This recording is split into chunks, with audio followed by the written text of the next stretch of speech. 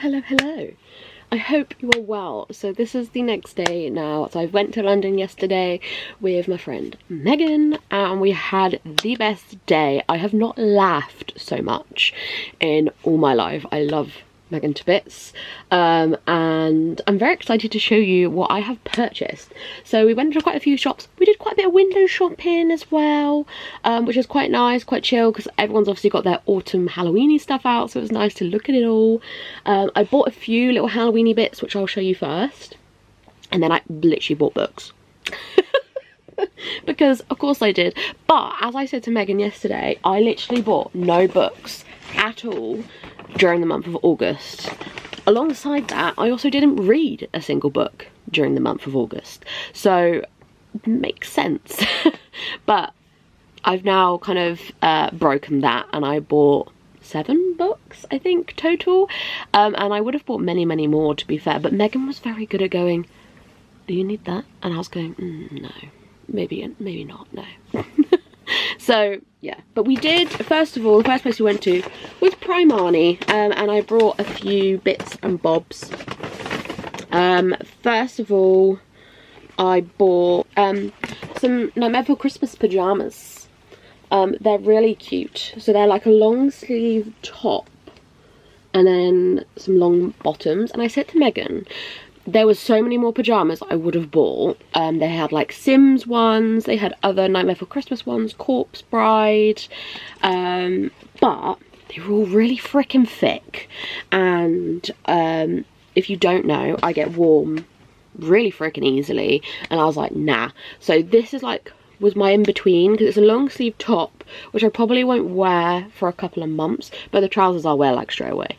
So I'm very excited that I got hold of those, and then I also got, just to show, I got some scrunchies because my hair's so short.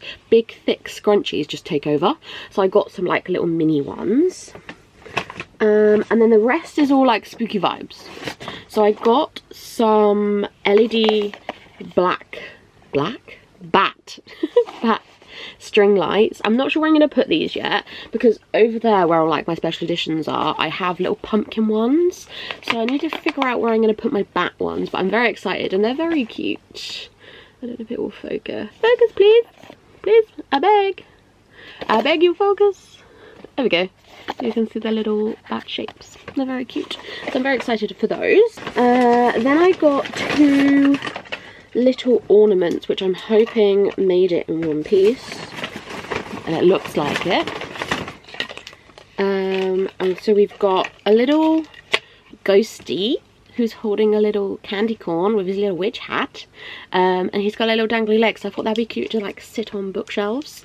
And then I got like a Halloween gonk as well, who's like dressed as a witch, and he's got a little pumpkin in his hand. And again, he's got like the dangly legs, but I thought these would be really nice and simple to like sit on my bookshelves, because they're just quite small, quite cute. So I thought, what a vibe, we'll have some of those. And then both me and Megan got these. Oh, I don't know if she got the Frankenstein one though, but I just bought it for shits and giggles because I thought it'd be funny. So I got a pumpkin face mask, which is like a moisturising one, and then I got a hydrating Frankenstein one. But I bought it for shits and giggles because, I don't know if you can see, but it actually is Frankenstein, and then this one actually is like a pumpkin, so I think it'll look fucking hilarious when I put it on. And I have very sensitive skin, but I will say Primark's face masks are like the only ones that don't set me off. Them and then Body Shop, but like even like the Garnier ones, they set me off. So sensitive skin over here. And then the last thing I got from Primark is me and Megan are going to have a little evening, either next week or the week after, where we do a bit of crafting, and she bought a like paint your own like Stitch Halloween thing, because she loves Stitch, and I bought a DIY colouring bag because I thought it was so cute. Look at the little design, and it comes with little pens, but I also just might use my own pens. But it's double-sided I just thought it was really freaking cute, and it's a little tote. So I was like, oh, I'd use that. So I was like, yeah, fuck it. It's probably for kids, but I don't give a shit. So that's what I bought from Primark, which I was very happy with. And you would have seen in the B-roll, they had so much Halloween stuff. And honestly, I probably would have bought more, but space. I've got so many because I have so many Nightmare Before Christmas stuff and whatever. I was like, I don't have the space, so I didn't. Next we went to Waterstones, ta-da, where I bought 6 books. Now, I have a bottle of water in here too. 2 of which are recommendations from Megan, and I'm going to do a whole vlog at some point where I read books Megan thinks I'll like, or like thinks I'll enjoy. So I have 2 of them for that, and then I need her to pick me one more. Megan, pick me one more, please. Thanks. She was meant to do it yesterday, and I think we just got carried away because we got really excited. But I'll do it in order of which the books I picked them up for. So the first book I picked up was 10 Marshfield Square by Nicola Wyatt. For one, the cover just hooked me. I love the colour and how cute this cover looks. And then second, Janice Hallett blurbed. I put her right review on it, and it just says cozy and classy, delightful. And I was like, yeah, this sounds like an absolute vibe. I'm so excited. So then I ran this synopsis, and I will read the synopsis to you now. A place for those who need somewhere safe from their past and who could otherwise not afford to stay in the city they call home. That was Celeste, one of her tenants being murdered in her own kitchen, and the police trying to pin it on his long-suffering wife was not. So Celeste does what anyone with a lot of money, a strong sense of justice and a bad hip would do. She recruits her own detectives. Her cleaner, Audrey, knows everyone in the square and is liked by all, while failed crime writer Lewis is known by no one. He hates his job, hates his life, and he's not that fond of Audrey either. But Celeste is persuasive. In theory, his knowledge of police procedure and Audrey's way with people should help them find the killer, if they don't kill each other first. Despite their differences, the two soon discover the victim's dodgy art deals may hold a key to the mystery, but have they missed something closer to home? After all, even in the smallest residential square in London, how well can you really know your neighbours? I just think it sounds like really cute and cosy, and especially where we're coming into like autumn and spooky season. I love cozy books, so like cozy fantasy, cozy mystery, and especially last year I read so much cozy fantasy and cozy mystery during this time of the year, so I'm very, very excited to get to this one. Next, I could not leave without this, and I can't believe I've not pre-ordered it, may I add, but it is 5 Survive by Holly Jackson. Obviously I already own this. In fact, 5 Survive, this is my 5th copy. But I collect them. They do these nice editions. I have A Good Girl's Guide to Murder, Good Girl Bad Blood, As Good as Dead, Killjoy, which is the little novella, and now 5 Survive. So I'm hoping that they're going to do this for the reappearance of Rachel Price, because that's what's next, and I love that book. So yeah, this is just the nice like special edition. As me and Megan were saying yesterday, I collect special edition books, she collects designer handbags, and we don't judge each other because that's not the friends we are. But I also love the colour, because if you haven't seen my autumn reset, I have a new car, which is this colour. So this is like my entire personality now, is this colour, and I'm very excited, very, very, very excited. So now I'll go through the 2, will I? Yeah, I'll go through the 2 that Megan has recommended for me. So the first one is a bit of shits and giggles, because Megan said because I like Richard Osman, she thinks I will enjoy this one, and she said it is just funny. And I'd never heard of it before, and she straight away was like, you've got to read it, because of the title. So it is Agatha Raisins and the Quiche of Death by M.C. Baton. whatever. And it's a part of the Queen of the Village mystery, so it's like a really small village vibe with this woman who's trying to be Agatha Christie. But quiche of death. We had quite a few giggles about this in Waterstones Piccadilly. So Agatha's baking is to die for. High-flying public relations supremo Agatha Raisin has decided to take early retirement. She's off to make a new life in the picture-perfect Cotswold village. To make friends, she's entered the local quiche making competition, and to make quite sure of first prize, she secretly pays a visit to a London deli. Alas, the competition judge succumbs after tasting her perfect quiche, and Agatha is revealed as a cheat and a potential poisoner. Definitely not the best start, so Agatha must turn amateur sleuth, so she's absolutely got to track down the real killer. I just think it's going to be funny as fuck. It's about 230 pages, so it's quite short, but I just think it's going to be a friggin' vibe, and also the cover is actually pretty cute. So this is book number 1 from Megan.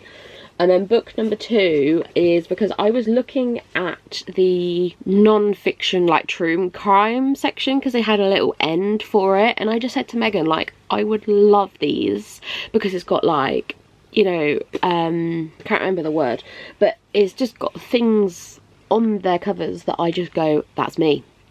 Like, so one of them mentioned Broadmoor Hospital, one of them, like, had serial killer, murder. I love those kinds of things in real life. I love watching true crime and true crime documentaries.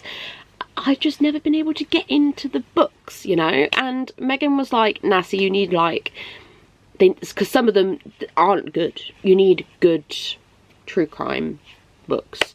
And she said, have you read anything by Christopher Berry D? And I was like, no, who's this? Find the books. So we did. We found a shelf that literally had all of their books, and I said to Megan, which one shall I read? And she chose this one. So she chose Talking with Serial Killers, World's Most Evil by Christopher Berry D. And apparently this is, like, the most popular one, I'm sure Megan said.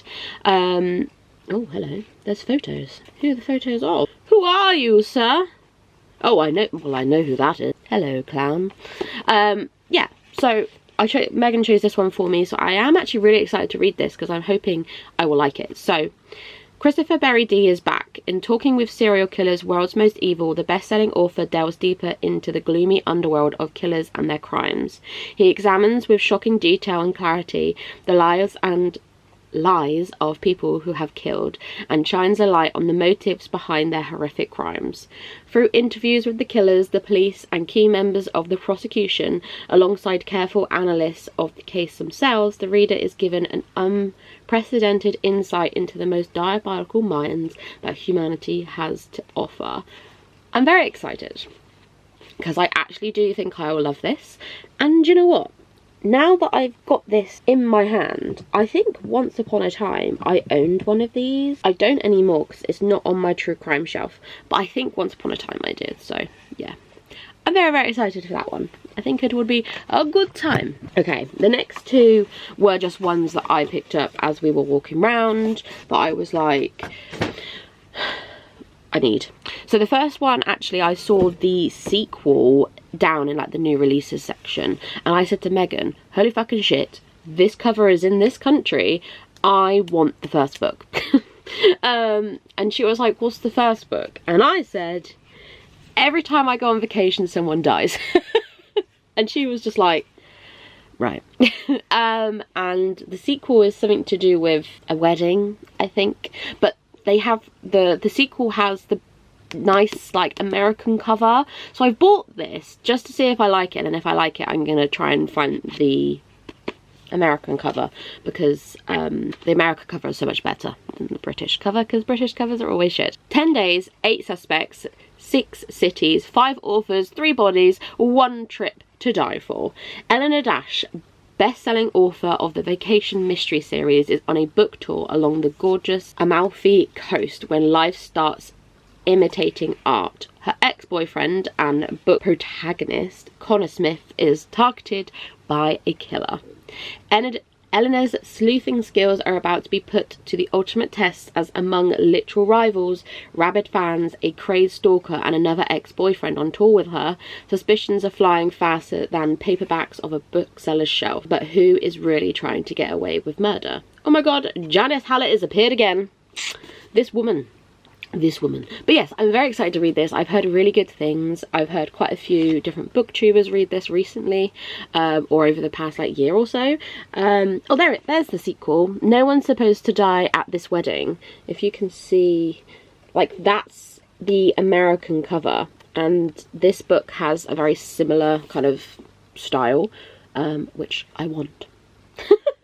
So that's that one. And then the last book I got from Waterstones was 13 Stories by Jonathan Sims. I saw Cassidy mention this, like, maybe for her horror bingo board last year when it first started, for a title with a number in it. Or was it for that, or was it for fantasy? I don't know. I've just seen Cassidy mention it, and I saw it in Waterstones, and I was like, I've seen this cover before. What's it about? So then I read the synopsis, and then it went straight in my basket, may I add. So, going up, a dinner party is held in the penthouse of a multi-million-pound development. All the guests are strangers, even to the host, the billionaire owner of the building. None of them know why they are selected to receive his invitation. Whether privileged or deprived, they share only one thing in common. They're all experienced a shocking disturbance within the building's walls. By the end of the night, their host is dead, and none of the guests will say what happened. His death has remained one of the biggest unsolved mysteries until now. But are you ready for their stories? I am very excited for this, and I've just noticed, like, towards the back, it has more of like a... Can you see that? It's like a conversation. But I'm very excited. I'm very excited for this. This sounds right up my vibe at the moment. Scary, weird, like, what the fuck? Yeah. I'm down. After incidents around the house, this bitch can read anything. And then we went to Hatchard's, which is one of the the oldest bookstore in London, I think.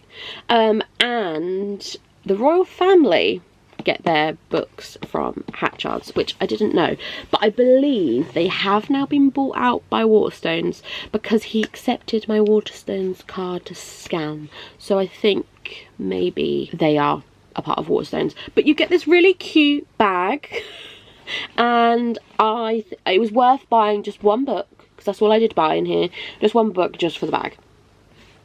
And literally, if you know where Waterstones Piccadilly is, if you continue up that street away from the Piccadilly tube station, away from that, you'll find it. And it's very cute, and it's very nice in there, and it's very, like, quaint. But yes, I bought one book. I was going to buy none, and then literally on my way out, I said to Megan, Dracula, because Megan found a book when we were in Waterstones and said, I think you'd like this. And it was kind of like a Dracula retelling, and I was like, do I need to read Dracula to read this book? And she was like, probably. And I was like, then I need Dracula. And then while we were in Hatchard's, I saw their, like, cloth bound horrors and, you know, all that stuff, and I thought, fuck it, let's get Dracula, because I think I collect these cloth bounds just for horrors because I quite like them. So, like, I have here The Haunting of Hill House, and then I will now have Dracula, and then Megan said to also get Frankenstein. So yeah, this is like the Penguin Classic off-bound edition of Dracula, which I'm very interested to read because Megan thinks I will really like it. Will say though, book be thick, and text be small, so audiobook we shall. They also gave me this cute bookmark. Look how cute that is. It's nice. I thought that was so cute. Oh, they have got several shops, actually. They've got one in Piccadilly, one in St Pancras, and then one in Cheltenham. How random. But obviously, yeah, everyone knows Dracula, vampires. Do I need to say no more? No, I don't. But, yes, that was everything I bought from my trip to London book shopping with Megan. I hope you guys enjoyed. Let me know if you want to see more of these videos, as I do have plans to do one of these in Birmingham in November, because we've now done Southampton, we've done Cardiff, I did Bath. Why am I saying it like that? I don't speak like that. Bath. And now we've done London. So yeah, let me know if there's any places you would think, Kim, there's loads of bookshops here, go, because I will. But yeah, I'm going to Birmingham in November, so I would definitely do it there. But any other places you guys think of that you're like, Kim, you should go here, there's loads of bookshops, tell me, because I will most definitely go, because I have no life. Woo! But yeah, I hope you guys enjoyed. Leave a pumpkin emoji down below to let me know you made to the end of the video.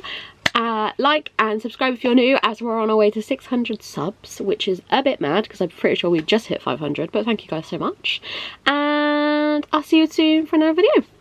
Bye!